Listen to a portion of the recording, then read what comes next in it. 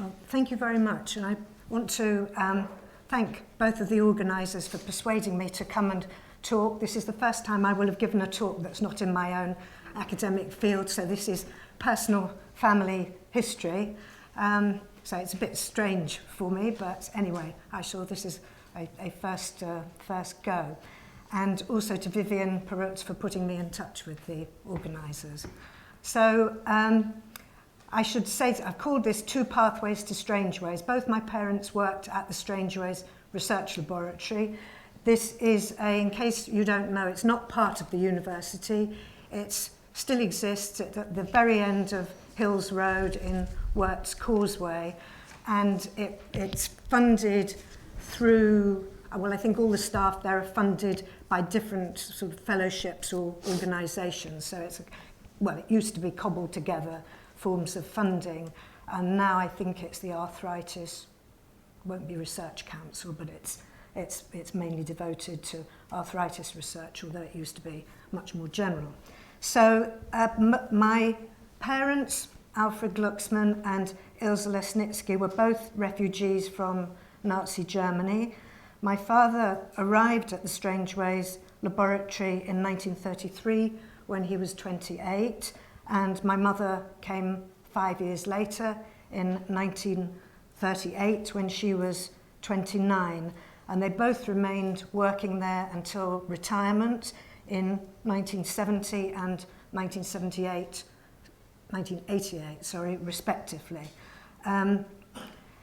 So what I'm going to do is really focus on their two very different trajectories in coming to Cambridge, and it's a very short talk. I've followed the brief strictly, 1933 to 1945, Cambridge, refugees, scholars, so that's what it will be. Alfred Glucksmann had studied medicine at Heidelberg University, and by the early 1930s he was a lecturer in anatomy, and his research field was developmental cell biology.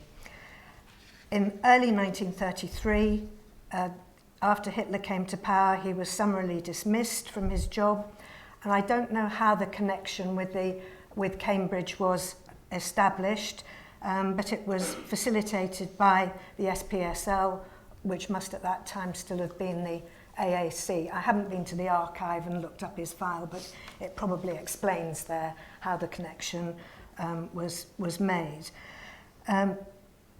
He arrived in Cambridge in August 1933, thinking he would be staying for a maximum of 2 years, by which time Hitler would have gone.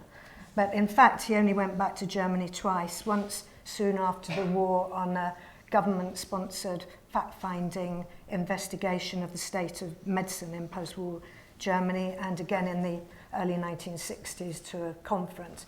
On both occasions, he visited his former boss in Heidelberg, who was still the director of who became again director of the Anatomy Institute, but had been dismissed during the Hitler regime because his wife was half Jewish.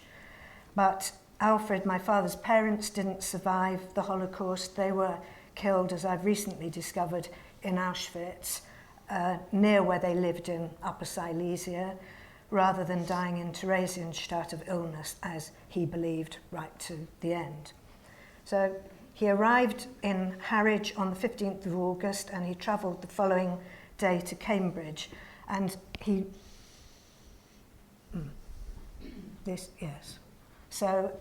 wrote, I have 3 diaries of his, which are all written in this tiny little writing, and it's all in German, and I don't understand German anyway. And there's one entry that is in English, and that was soon after he had arrived. So he arrived in Harwich on the 15th of August, and he travelled the following day to Cambridge. And this entry suggests the gloom that descended on his arrival. He must have been able to read and write a certain amount, but he couldn't speak. So he said, the 16th, I arrived in England. When the train approached the station, I was disappointed. It is a large, low town in a plain region, i.e. meaning flat. The railway station is very ugly and dirty. The thought to live 2 years in this town was terrible. The next day, I went to the Strangeways research laboratory on invitation of Dr. Fell, my new chief. I found a young and nice lady who does not speak one word German. Well, there's no reason really why she should. I found her very congenial, but the laboratory has only young people. The eldest of them is just 30 years. I was afraid that I receive only a little microscope, but I'm glad that Miss Fell gave me a good binocular from Zeiss. I do not know if I'm to retain this instrument because I could not understand all what she talked, i.e. said. He also recalled that when he turned up at the lab at 8 a.m. the next day, there was nobody there yet because they all started much later than he was used to. And soon after his arrival, the whole staff disappeared on holiday, leaving him space to get on with writing a paper. He was soon joined by another refugee, Werner Jakobsen, whom he had known in Heidelberg previously. And clearly Miss Fell, I will refer to her as Miss Fell, although she became Dame Honor Fell, but throughout my childhood she was known as Miss Fell.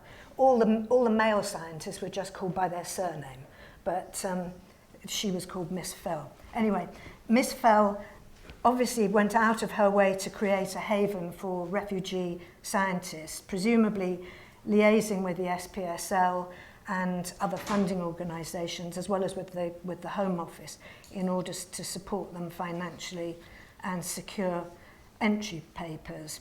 So for the first couple of years, Alfred lodged with a family living somewhere close to Queen Edith's Way, and the father was a milkman, and the wife cooked all his meals.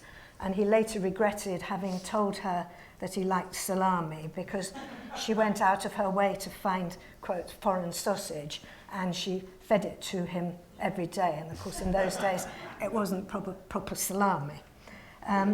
By the outbreak of war in 1939, he must have accommodated to the idea of living in Cambridge for the long, or at least for the medium term. He'd moved into a flat of his own.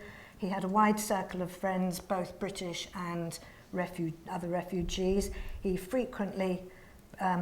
regularly frequented the Panton Arms pub, which still exists in Panton Street, and of course he'd learnt the language. So that is a photo of him in his lab with his microscope. It's the only photo I could find where he's not got a pipe in his mouth. And that is the back of the Strangeways. That was his office there. And there are many photos taken on that sort of terrace area later. But on May the 12th, 1940, along with many others in Cambridge and elsewhere, he was arrested and eventually interned on the Isle of Man as part of Churchill's draconian collar the lot policy at the time of the German invasion of France. There's a lot of literature, and other people have talked about internment, and there's a lot of literature on the ignorance of the British authorities and the inability to distinguish between refugees and prisoners of war.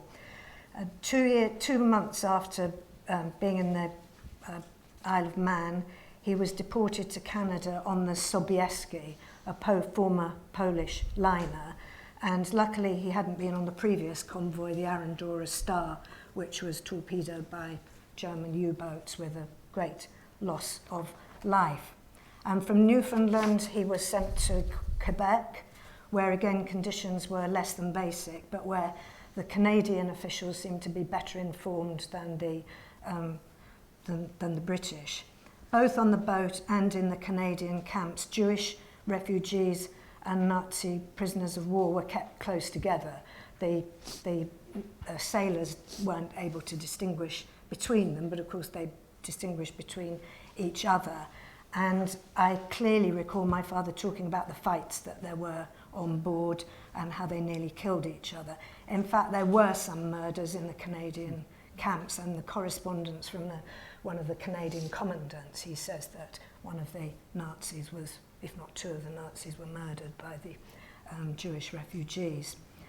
His release and return from Canada in September was engineered by Miss Fell and colleagues from the lab, who, with the support of the SPSL, persuaded the local MP in Cambridge, and Mr. Pickthorne, to ask a question in the House of Commons criticising the arrest of scientists who were doing important research on wound healing as part of the war effort, which is what he was doing then. And that intervention had the desired effect, and he returned in September. However, during the return voyage, he was led to believe that he would be sent back to Germany as part of an exchange with German prisoners of war. It seems as if total chaos reigned sort of between the officers of different ranks and on the boats. So luckily that didn't happen, and he instead had to take several boys from Gordonston School back to Gordonston before he could come back to Cambridge. His diary reveals, this is his internment diary, he wrote a diary while he was in internment. His diary reveals his relief at returning to Cambridge and his appreciation when he realised that many of his colleagues and friends had worked tirelessly behind the scenes for his release. And ironically, I suspect that it was as a result of that experience that he began to think of Cambridge as his home. After his return, he was asked by Lord Beveridge to write a report to be used in the parliamentary campaign to end the policy of internment that was led by the MP Eleanor Rathbone, the feminist social welfare MP. A summary of the report was later published in Beveridge's book In Praise of Freedom, and my father took a leading part in that campaign, organising meetings in Cambridge and doing what he could to get others released and sending news of people who were still interned to the relatives who were here. And in all of that, he was, worked with the Cambridge Refugee Committee and mentions Esther Simpson, whose name's been mentioned several times, of the SPSL, and Gisela Peiser, who was to become Gisela Perutz, who was their mother. So I've inherited a substantial file of documents and letters dating from this period, including letters to my father from Beveridge, Rathbone, C.P. Snow and Keynes, including the one that was shown yesterday, many of them handwritten, pertaining to the campaign and to requests to get particular internees released, including Kurt Joos. There are also numerous letters from people still interned begging him to intercede on their behalf. And significantly, perhaps, I think somebody mentioned this yesterday, many of the writers emphasised their belief in the importance of personal influence in the UK and the power of social networks, so that getting released would depend on basically string pulling, that somebody who knew somebody or somebody who'd got influence. And I think that seemed to be a fairly widespread view of how things worked in England that was shared by Central European refugees. Soon after his arrival, my father wrote in his, remarked in his diary that making a career in science in England appeared to depend on who you knew rather than on how good a scientist you were. So my parents got married soon after his release in 1940, and my impression of their life in Cambridge for the remainder of the war was that despite, many privations and restrictions on travel and the compulsory weekly registration at the police station in St Andrews Street, that's where the main post office is now, there was a lively, had been, unless that's been moved as well, there was a lively social, cultural and intellectual life shared with the many refugees and other academics and scientists who were evacuated from London to Cambridge, as well as from welcoming Cambridge residents. As he wrote at the end of his internment diary, I owe to the internment not only meeting interesting and valuable people and new friendships, but also a feeling of liberation. I learned to see my fate in proportion and realised how much of it is linked with a certain group of people. Nobody can jump over his own shadow, and there is no sense to deny one's origins. In the words of the old slogan, I don't know what slogan that is, it must be a German one, we cannot become blonde, and being dark, although he wasn't exactly very dark, as such is no sign of inferiority or weakness. Therefore, it makes no sense to become completely assimilated in England. And it seems that our attitude to England will always be influenced by our German upbringing and linked to our Jewish fate. My mother had translated that from his German, so I don't really know how accurate it is, but anyway. But in other words, it was the sort of coming to terms both with himself and with his permanently sort of outsider refugee status in England. Then, 1946, he was naturalised as British citizen. He continued his research on developmental cell biology, especially in relation to cancer, and he collaborated with colleagues around the world, particularly the US. Fairly soon after the war, he had already published what came to be recognised later as a groundbreaking piece of research on what he called programmed cell death, or it was later known as apoptosis, which is, instead of looking at cell proliferation as the basis of cancer, looking at how cells die in a programmed way as a sort of different way of looking at it. Anyway, this, I'm not going to say it fell on totally deaf ears, but it wasn't really taken up until 20 years later, and then it became a very major area of research. He was appointed a senior Gibb Fellow and was supported by the Cancer Research Campaign for many decades and served as deputy director of the Strangeways lab until 1970. And after retirement, he researched a book on, published a book on sexual dimorphism, which is sort of sex differences, physiological, apart from the obvious ones, with the support of the Leverhulme Emeritus Award, and he worked at the Abraham Agricultural Research Institute that was also mentioned earlier. So my father had had a classical humanist education in Germany, and he retained a lifelong interest in philosophy, art history, and music, or what might be called high culture, while being relatively uninvolved in politics, or active politics. My mother was very different. I'm turning to her now. She grew up in Berlin during the Weimar years, where she enjoyed contemporary theatre, film, and literature. She regularly saw Einstein coming out of the U-Bahn as she was going into the U-Bahn, and she went to lectures by Wilhelm Reich.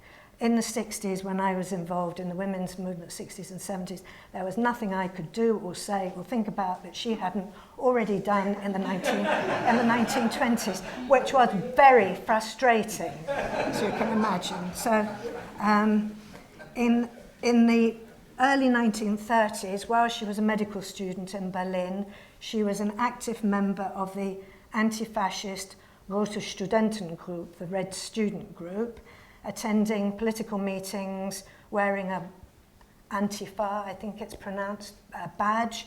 She distributed leaflets in working class areas, and she went on demonstrations.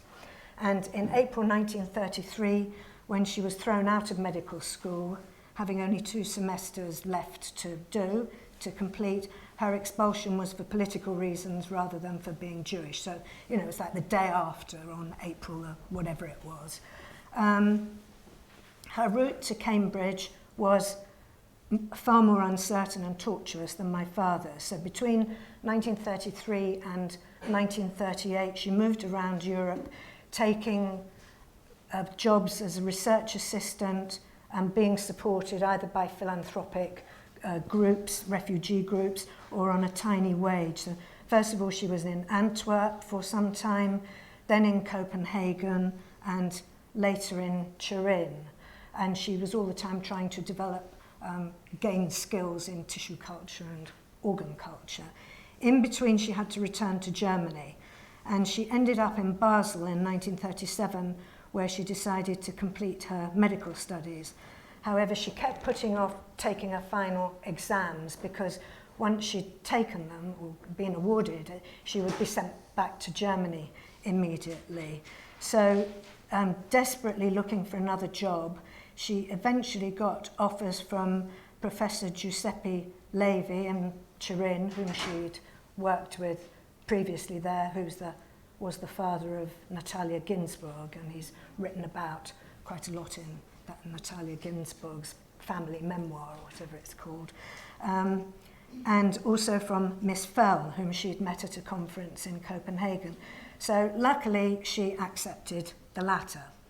And in her memoir, she wrote, I'll read this out quickly, I could no longer I should say, I encouraged her to write her memoirs in the late 1980s, when she was in her 80s. So that's when I say her memoir, that's what it's from.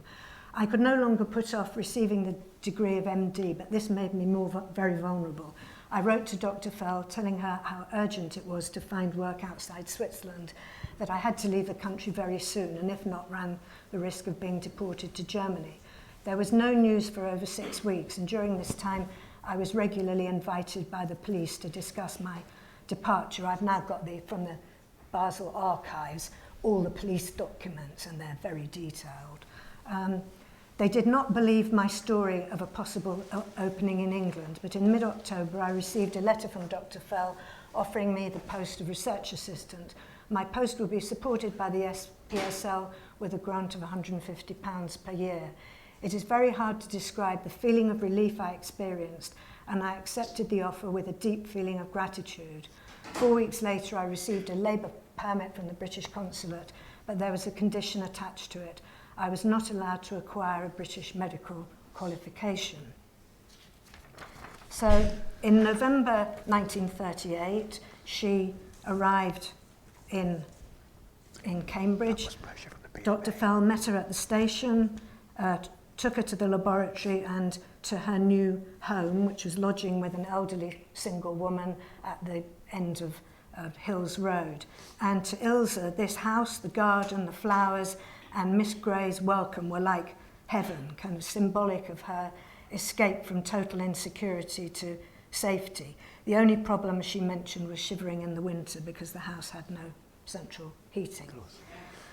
So that second photo is of her sort of looking quite happy in Cambridge before probably the internment and everything else. Anyway, her settling into her new life was soon disrupted by the war. In June 1940, the Strangeways Research Laboratory was declared out of bounds for aliens and she had to leave. She wasn't interned, but she stayed with friends in Oxford before returning to Cambridge, and her memoir confirms the impression I've already given of sort of lively social life. So she says, Cambridge was full of evacuees, and it was easy to make new and interesting friends. Walking or cycling along King's Parade, you were bound to meet someone you knew. I've left out the K there. And stop for a cup of coffee. Dr. Roughton, and I've put this in deliberately because of the talks we had yesterday. Dr. Roughton, a well-known GP, opened her house in Adams Road to newcomers and refugees, and on Sunday evenings had an at-home at which everybody was made welcome. We spent nearly every Sunday evening there. It was most enjoyable, although slightly marred by the curfew that meant we had to be home by 11 p.m. Dr. Roughton also gave hospitality to the Joos family. Kurt Joos was the head of Ballet Joos in Germany and had to leave not only because his wife was half Jewish, but because he was politically suspect. He managed to carry on in Cambridge and performed regularly at the Arts Theatre. His best-known ballet was The Green Table, which we heard about yesterday, depicting international capitalists dancing around a green baize table. So after her return to the lab in 1941, she wondered, quotes, whether gaining an English degree would bring me closer to my adopted country. Miss Fell was very enthusiastic and encouraged her to try for it. So she registered to do a PhD at Newnham College with Miss Fell as her supervisor. She had to pay her own fees, and students had, I don't know whether they still do, they had to live in or sign in overnight for a certain number of nights per term. And in her case, my father had to sign the book because they were already married, and obviously they were she wasn't in college. In 1943, she gained her PhD, but as women PhDs weren't recognised by the university, there was no degree ceremony and she wasn't allowed to wear a gown. At the end of that year, so 1943, she was elected a Sir Halley Stewart Fellow. This must have been one of these small funds with quite a substantial increase in salary, and that foundation continued to support her until retirement age. So the remaining war years were spent on research and preparing papers for journal publication and brief holidays in Wales and the Lake District, places that were considered safe for to let aliens travel to, but even so they had to get permission from the Cambridge police to leave the city. They were deeply worried about the war and followed the progress of Hitler's and the Allies' campaigns quite closely. But she says that after Montgomery's victory at El Alamein and the relief of Stalingrad, their spirits rose and they dared hope again and make plans for the future. After the end of the war in 1945, Alfred finally agreed to her wish to have a child. So my mother had wanted to work as a doctor, but the British regulations wouldn't allow her, wouldn't recognise her degree, and stipulated that she would have to start all over again. So she remained to the end pretty critical of this because she thought that a German medical education was probably far more thorough, than an English one was, as her school was a lot more thorough than mine was. It was so she gave up that plan and she continued with research and developing techniques of organ and tissue culture. And soon after the war, she started publishing. It was quite difficult to find some of the early publications, but there's one from 1951 and one from 1958.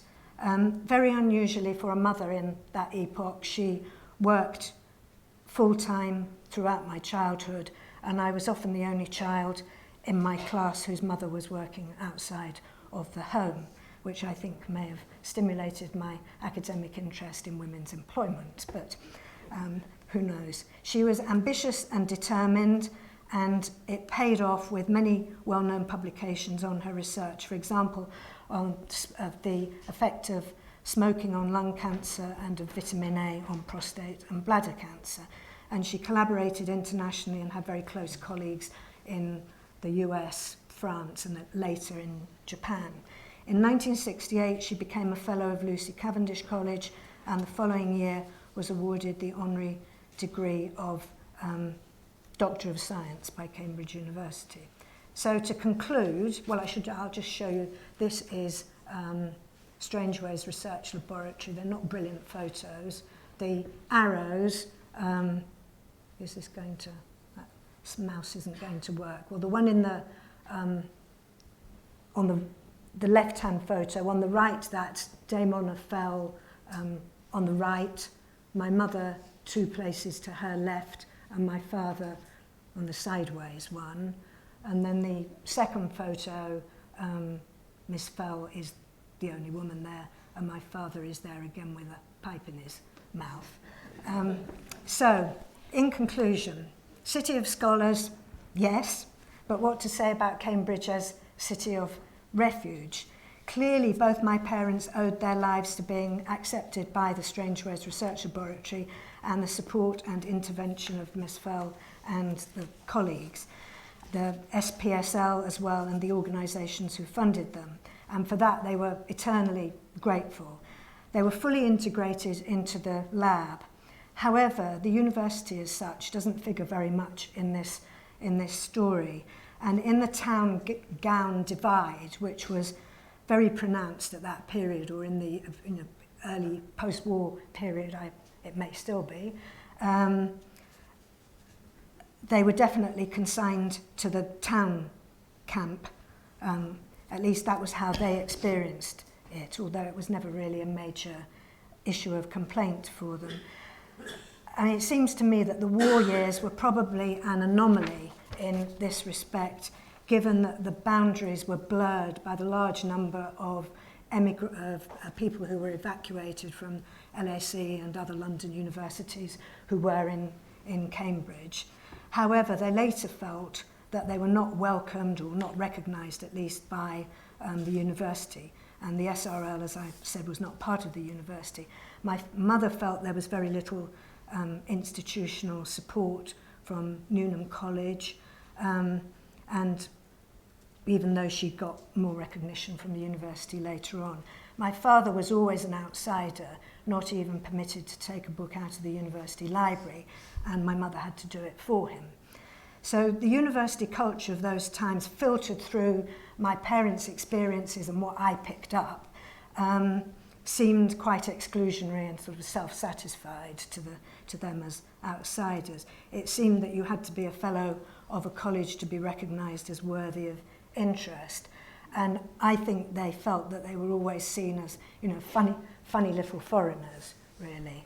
When they spent 6 months in the USA in 1956, they felt much more comfortable with a more accepting and accepting social life.